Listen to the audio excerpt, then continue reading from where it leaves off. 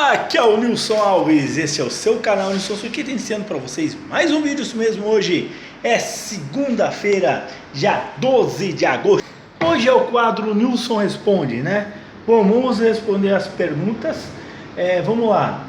Pergunta de Ariane Chaves, né? Você acredita que os dias dos pais e das mães, dia dos pais e dia das mães, poderia ser um só? Eu concordo, sim, eu concordo de unificar os dois dias, né? E você criar o dia dos pais mesmo, comemorar para as pessoas, celebrar os pais como se fosse, por exemplo, uma unidade, vamos dizer assim, que é a verdade, né?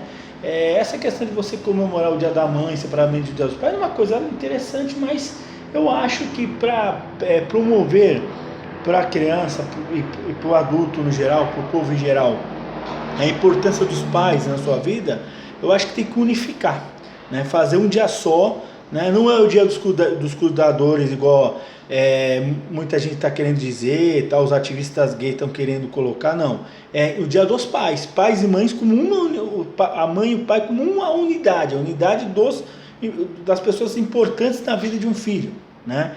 Eu acho que devia ser em agosto, né? Pelo menos acontecer em agosto, igual no dia dos pais, e deixar maio para um outro tipo de comemoração. Eu também sou também sou a favor da abolição do Dia dos Namorados e fazer que o Dia dos Namorados seja comemorado junto com o dia de São Valentim, né?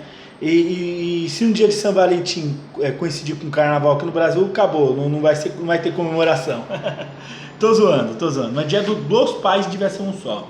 Você acredita que poderia ter uma censura na mídia policial? Eu acho que tem que ser uma censura, sim. Eu sou a favor que notícias policiais não sejam noticiado, porque o povo não precisa saber de crime, não precisa saber de tráfico de drogas. Eu acho que esse noticiário policial, na verdade, está servindo mais para fazer propaganda do tráfico de drogas do que para criminá-lo, né? Então eu sou a favor da censura, né? Teve um ato criminal num local, não noticia, camufla, dizem que foi acidente, cria um jeito, né? Eu acho que tem que ser censurado, sim. O povo não tem que saber de crime, o povo não tem que saber de tráfico de drogas, o povo não tem que saber de nada, né? Eu acho que tem coisas que só a polícia tem que saber.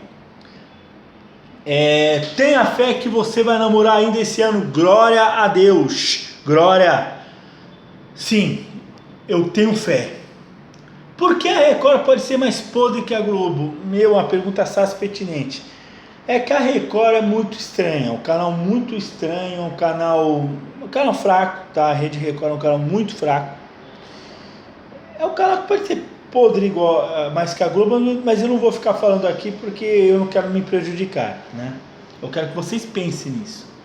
O que você acha do programa Silvio Santos? O programa que não envelhece nunca.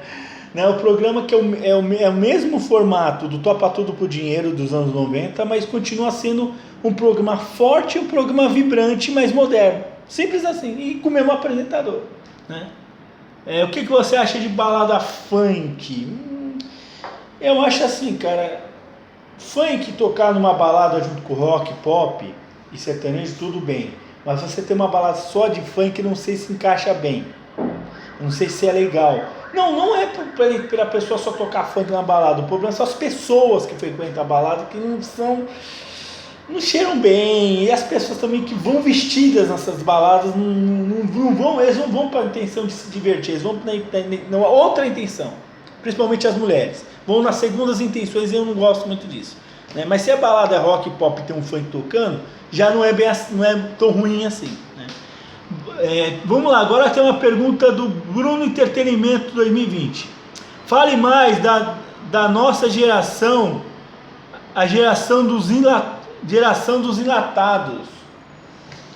Eu não acho que nossa geração seja dos enlatados. É dos enlatados, sim, mas a nossa geração é uma geração muito boa, né? Vamos dizer assim, né? Bom, agora vamos muito obrigado, Bruno Entretenimento 2020. Agora vou para as perguntas do Júnior Santos, que ele me mandou aí pelo famigerado WhatsApp, né? Perguntas de níveis muito grandes, né? Vamos lá.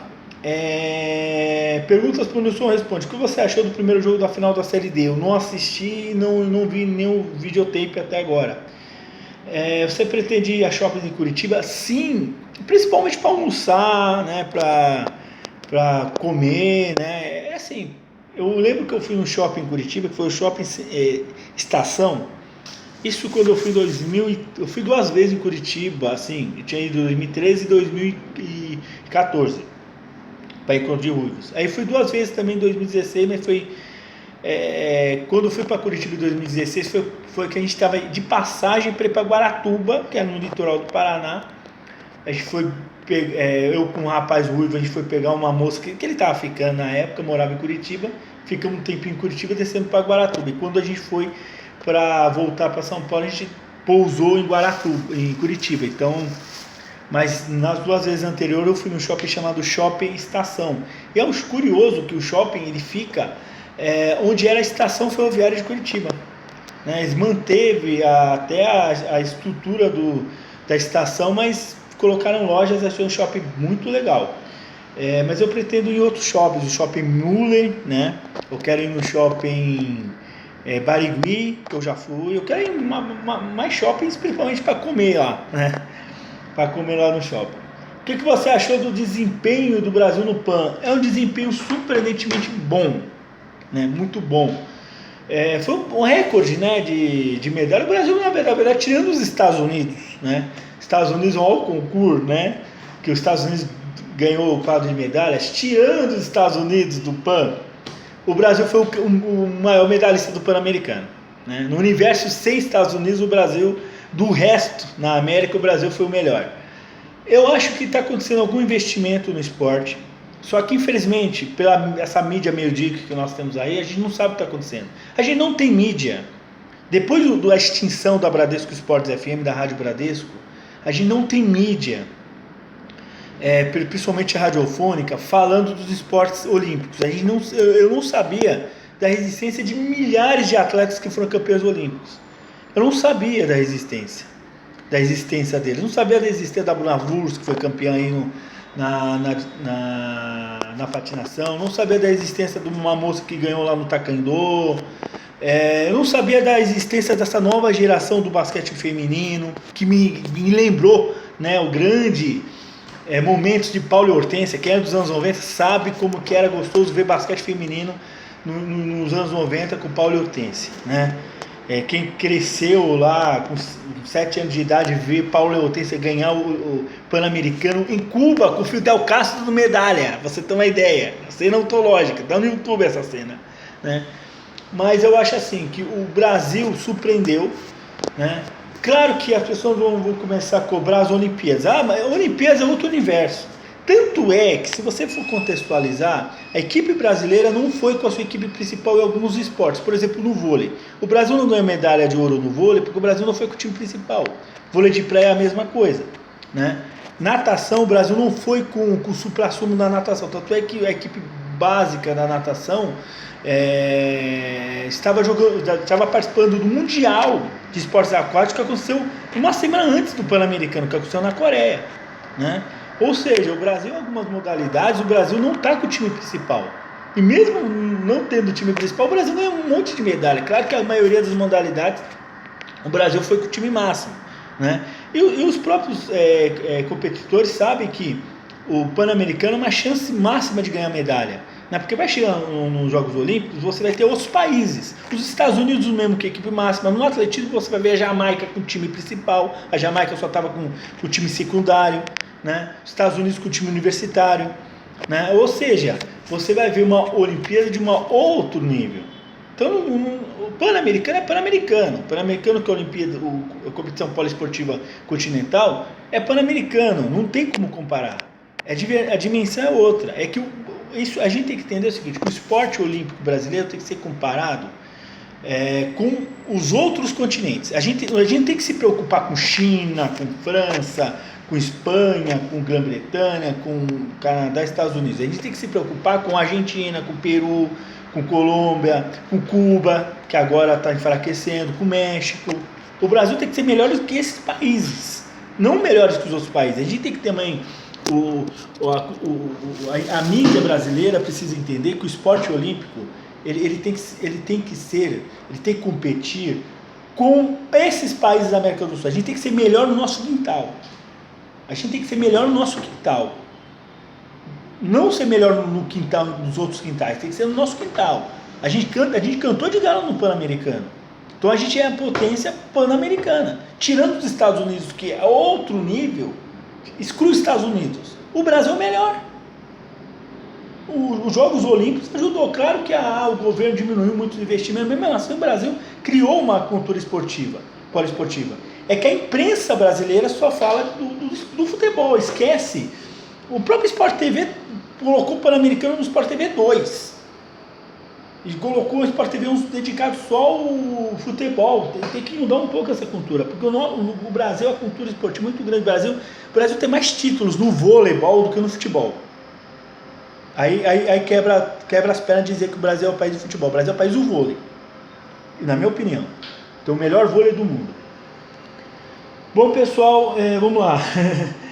Como foi o almoço de ontem? Foi uma almoção da Pelga, né? Com novidades, com arroz, que a minha irmã chamou de arroz da Cecília, que ela colocou elementos aí como ervilha, colocou presunto, que eu nunca tinha comido presunto com arroz, deu certo, botou requeijão, ficou fantástico, fora que foi um churrasco de linguiça e é muito bom. Você já encontrou algum famoso na rua? Já encontrei alguns famosos na rua. Recentemente encontrei com um ator chamado Pascoal da Conceição, aquele que fez o Doutor Abobrinha. Ele estava fazendo uma manifestação junto com o pessoal do MST aqui na Praça da Parteaca. Eu encontrei com ele recentemente. Mas já encontrei com vários famosos alguns famosos na rua, né? Um deles é aquele Gêmeos que fazia lá o Fábio Gustavo em 2002, né? Eu encontrei não na rua, eu encontrei ele numa banca de jornal, lá em Moema. O que você está achando do Igor Ceballos fazer lives na câmera do notebook? Eu gostava quando ele fazia a live com a câmera desacropada, assim, aquela câmera conectada com o computador. Mas é que deu problema no software, né? É melhor ele fazer com a live com a câmera do notebook do que ele fazer com o celular. Parece que no celular ele fica meio perdido, né? Eu tenho até como fazer uma live, vocês já viram lives que eu fiz da câmera do notebook, só que o problema é que fica muito escuro. Por quê? Porque uma anta de um técnico que formatou meu computador desativou o programa que veio original de fábrica, um software que veio original de fábrica da Samsung, que quando eu fazia a live a imagem ficava certinha, perfeita, não escura. Depois ele botou meio can, aquilo estragou digamos, o jeito de eu fazer live. Então eu não consigo fazer mais vídeos e lives do meu computador, tenho que fazer o celular, né? O que você achava da rivalidade entre Globo e SBT, como mencionada no canal 90, lá do Nodin?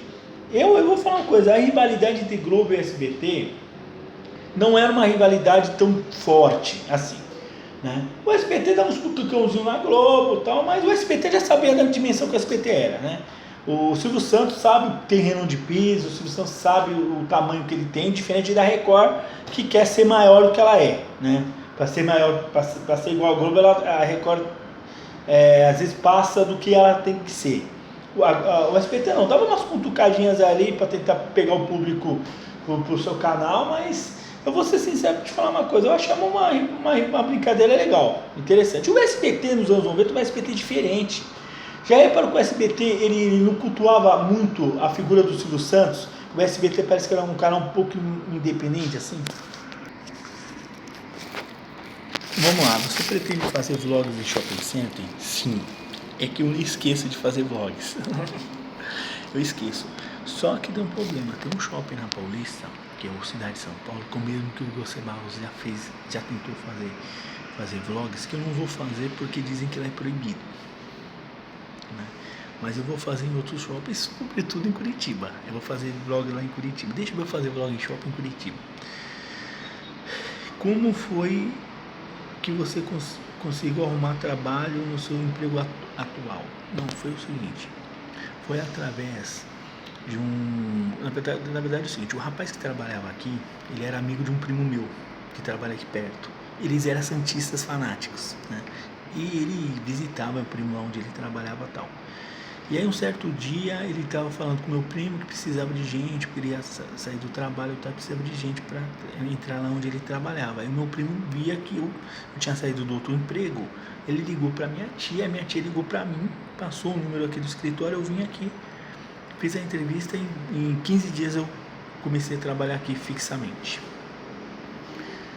Foi graças ao Santos que eu vim trabalhar aqui, entre aspas, né? Torcedores do Santos me ajudou. É curioso isso. E eu critico torcedores do Santos por serem fanáticos demais. Tudo bem. Como você perdeu alguma vez o celular? Nunca perdi celular nenhum. Nunca.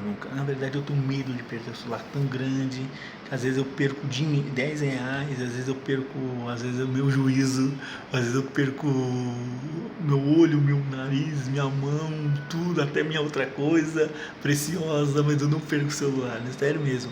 Eu já perdi, a última coisa que eu perdi na verdade foi uma touca marrom, legalzinha, cinza, que eu acho que eu perdi no metrô. Mas também não dá para comparar você perder um aparelho de 70 reais com uma coisa que você pode comprar a 20, a 15 reais, né? No camelô. O que você acha que a Record... você acha da Record exibir o PAN de 2023? Vai ser a mesma porcaria do PAN de 2019, a mesma porcaria do PAN de 2015, a mesma porcaria do PAN de 2011, não vai mudar nada.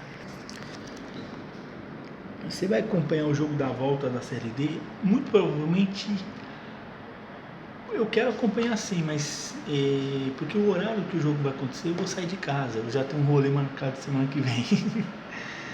O que você acha do trabalho do Eduardo Barroca no Botafogo?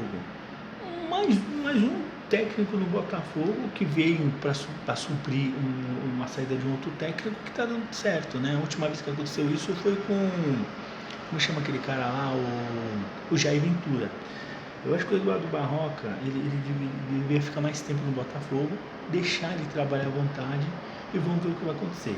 Mas tomara que ele não seja aquele técnico igual o Jair Ventura, que saiu foi para outros clubes e fraquejou, né?